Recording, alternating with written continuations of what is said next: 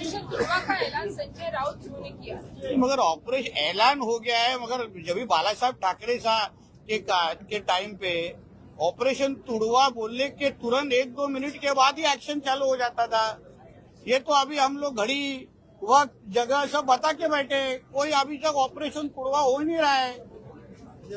तो इसलिए जो हिंदी में कोई बोलते हैं ना, भौंकने वाले कुत्ते काटते नहीं है, उसमें सब ये उबाटा वाले बच गए उसके अंदर। दूर में जालना, जहां कुछ दिनों पहले के सामने पाकिस्तान से रिलेटेड कई गाने बजाए गए, जिहाद कैसा किया जाता है वो दिखाने की कोशिश, ऐसी हिम्मत की गई, उस पूरे इंसिडेंट की दखल हमारे पुलिस डिपार्टमेंट में ली है। मगर आज परतूर में हिंदू सकल मोर्चा इस बारे में निकला था और जो मांग हमारे उस हिंदू समाज ने वहां की है, उसको सब की दखल हमारी महायुति सरकार ने, हमारे हिंदुत्ववादी सोच की सरकार ने ली है। ये मैं यहाँ से उनको विश्वास देना चाहता हूँ। हमारे इस हिंदू राष्ट्र में, डॉक्टर बाबा साहब अम्बेडकर जी के संविधान मानने वाले हिंदू राष्ट्र में, किसी को भी जिहाद करने की कोशिश करने वाले कोई भी हरे सांप अगर यहाँ होंगे तो उनको खत्म करने की सारे के सारे प्रावधान ये हमारे पास है। ये संदेश ये माध्यम से मैं देना चाहता हूँ। ये कॉन्स्टिट्यूशन के दो डॉक्टर बाबा साहेब अम्बेडकर जी का कॉन्स्टिट्यूशन है, उस कॉन्स्टिट्यूशन में सेक्शन 44 पार्ट 3 में यूनिफॉर्म सिविल कोड का प्रावधान है।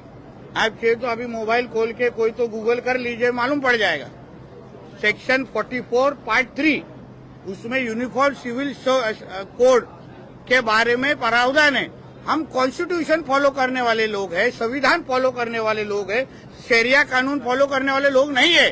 तो इसलिए जो हमारे संविधान में लिखा है वो पूरा करने की जिम्मेदारी नरेंद्र मोदी जी के सरकार की है और हमारे राज्य सरकार की है।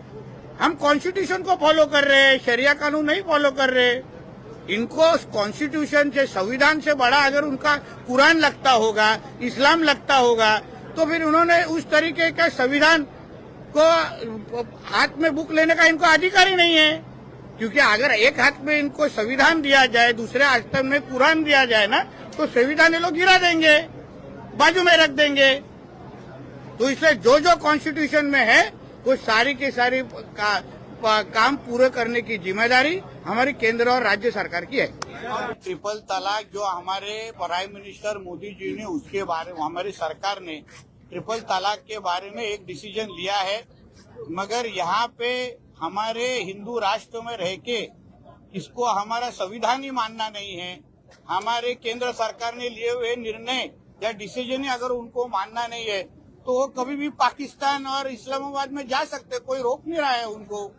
मगर जो लक्ष्य वेदी हमारे फरांदे ताई जो हमारे आमदार है, उन्होंने जो विधायक है उन्होंने उठाया, उसमें FIR हो गया है। उसमें 2 या 3 मुस्लिम महिलाओं के ऊपर अत्याचार हुआ है, उसके बारे में हुई लक्ष्यवेदी। मगर सामने वाले जो मेंबर्स थे वो भूल गए कि वो संविधान को चुन के आए हैं, कुरान पे हाथ लगा के, या तो मदरसा में बैठे नहीं है, विधानसभा में बैठे हैं। माहौल तो मदरसा का ही बना के रख दिया था, उधर पाकिस्तान का ही बना के रख दिया था। ये आयुध में ऐसा लिखा है, कुरान में ऐसा लिखा है, किसको सुनना है कुरान में क्या लिखा है? खुद को बर्बाद नहीं करके लेना है कुरान में पढ़ के। इसलिए जो कुछ भी अगर उनको कुरान सिखाना है ना, तो पाकिस्तान में चले जाए, इधर का कोई जगह नहीं है उनके लिए।